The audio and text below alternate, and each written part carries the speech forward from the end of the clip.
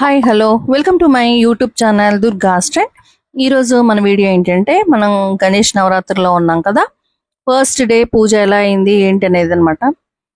First day Vinayaka Chavithi రోజు early morning మేము ఇంట్లో 6:30 to 7:30 వరకు ఇక్కడ పూజ అయిపోయింది. ఎర్లీగా చేసుకున్నాము. మళ్ళీ ఎదురుగా మండపం దగ్గర పూజ కదా 7:30 అని చెప్పేసి ఇదిగోండి ఇక్కడ పూజ స్టార్ట్ చేశారు. ఇదిగో పైన వినాయకుడి ఫేస్ కి ఒక పేపర్ పెట్టి కవర్ చేస్తాం కదా, పూజ అయ్యే వరకు తీయరు కదా, మిర్రర్ లో చూపిస్తారు పంతులు గారు. మిర్రర్ లో మనం వినాయకుడిని చూస్తాము. సో అలాగా ఆ పూజ స్టార్ట్ అయిపోయింది.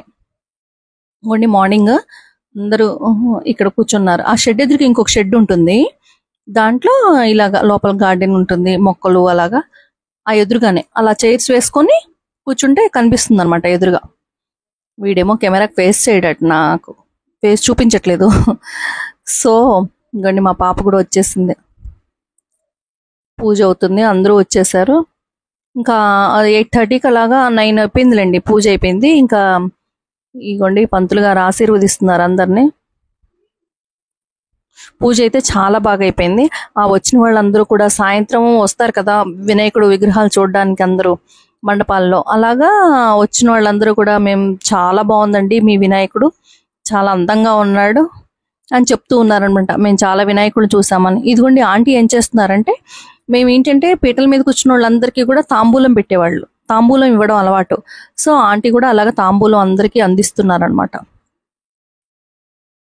ఆకు ఒక్క పండు, ఇంతకుముందు బ్లౌజ్ పీస్, జెంట్స్ కి ఏమో టవెల్స్ పెట్టారు.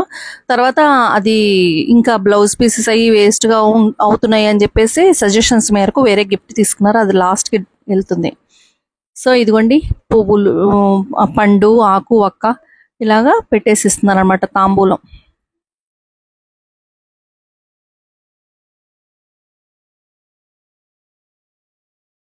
పూజ అయితే చాలా బాగా అయిపోయింది. అంతే. మాకు కొంచెం టెన్షన్ అయ్యాం కానీ అక్కడికి ఎప్పుడు వెళ్ళాలి, ఇంట్లో ఎప్పుడు చేసుకోవాలని. సో ఇదిగోండి పూజ అంతా అయిపోయాక లేడీస్ అందరు దిగాము. ఇదిగోండి పిల్లలు ఇద్దరు, ఇలా ఫ్రెండ్స్ ఇద్దరు దిగారు.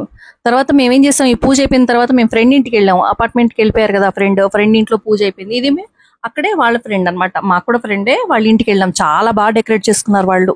ఇదిగోండి నా పక్కన ఉన్నారు మేడం శర్వాణి గారని, వాళ్ళ ఇల్లు అనమాట. అక్కడ నుంచి మళ్ళీ వీళ్ళ ఇంటికి వచ్చి ఇక్కడ కొంచెం రిలాక్స్ అవుతున్నాం. ఇంకా వాళ్ళ పూజ స్టార్ట్ అవ్వలేదన్నమాట, పంతులు గారు రాలేదు, లేట్ అయిపోయింది. సో అక్కడ కంప్లీట్ చేసుకొని ఇక్కడికి వచ్చాం మేము. వీళ్ళుకి ఎలాగనేసి అది లేట్ అయిపోయింది లేని మేము వచ్చేసాము. ఇదిగోండి సాయంత్రం పూజ ఈవినింగ్. వాళ్ళని కూడా మళ్ళీ ఇక్కడికి రమ్మన్నా, ఆ ఫ్రెండ్ వాళ్ళని కూడా. వాళ్ళు, మేము, ఇంకో ఫ్రెండ్, ఇంకొక వాళ్ళు కూర్చున్నారు. మొత్తం 4 కూర్చున్నాం అనమాట పీటల మీద. ఈవినింగ్ పూజ అనమాట ఇది. ఈవినింగ్ పూజ కూడా అయిపోయింది, చాలా బాగా అయిపోయింది.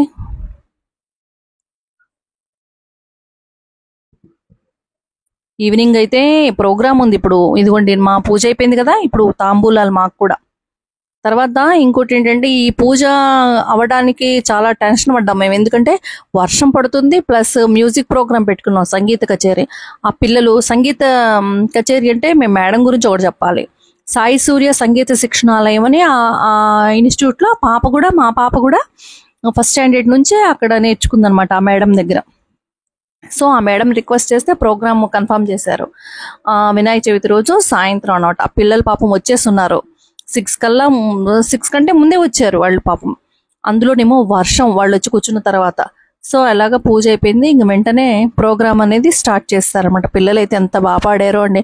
నాకైతే మా పాప నేను కచేరీలకి తీసుకెళ్ళినట్టు అవన్నీ గుర్తొచ్చాయి నాకు. ఆ పాటలు పాడుతుంటే నాకు కొంచెం లిరిక్స్ కూడా గుర్తొచ్చింది. ఆ మేడం వల్లే, ఆ మేడం పేరు ఏంటంటే రాధ గారు. ఆ మేడం వల్లే నాకు డాన్స్ టీచర్ పరిచయం అయ్యారు, శ్రీలక్ష్మి గారు. ఆవిడ దగ్గర చేసిన తర్వాత వేరే ఇన్స్టిట్యూట్కి కూడా వెళ్ళిపోయాము.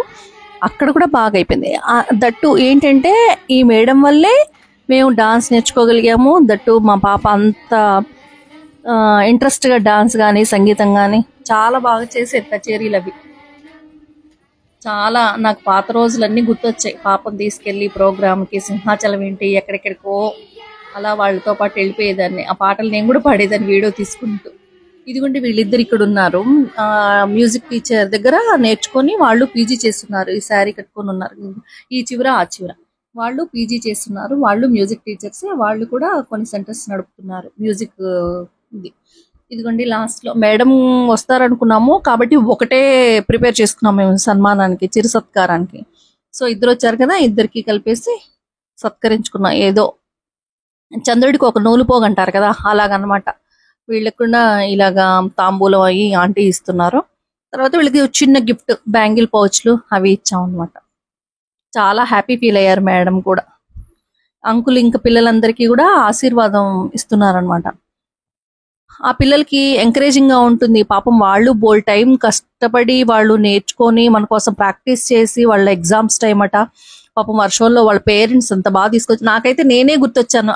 నేను ఎంతకే డెడికేటెడ్ గా వెళ్ళేదానో వాళ్ళు కూడా అలాగే.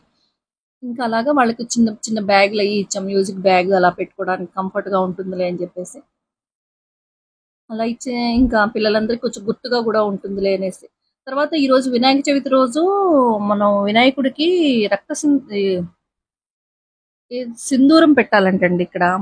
ఎర్ర సింధూరము ఏదో చెప్పారు, నాకు అంకుల్ పేరు గుర్తు రాలేదు నాకు. ఆ సింధూరము పెట్టాలట, మంచిదంట. ఇయర్ కి వన్సే వినాయక చవితి రోజే పెడతామంట. సో అంకుల్ తీసుకొచ్చారు ఆ సింధూరం, అందరూ కూడా పెడుతూ ఉన్నారనమాట.